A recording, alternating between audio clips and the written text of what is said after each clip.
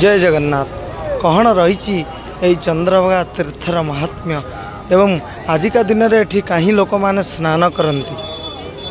गुड़िया कथा वस्तु रही जदि आम सत्य युग आरंभ करिया गोटे कल्पर चारिटा युग रहा समस्त जानते सत्य त्रेतया द्वापर कली प्रथम सत्य जदि आसवा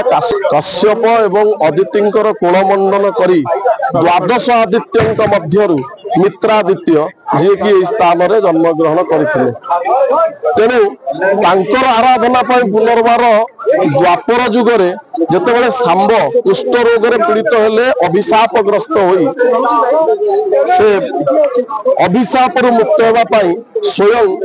कृष्ण भगवान सांब को यही स्थान को पठाई तेणु सांब दशमी ठारू आज पर्यंत 27 गोटी नक्षत्र पूजा होगा परे आज हूँ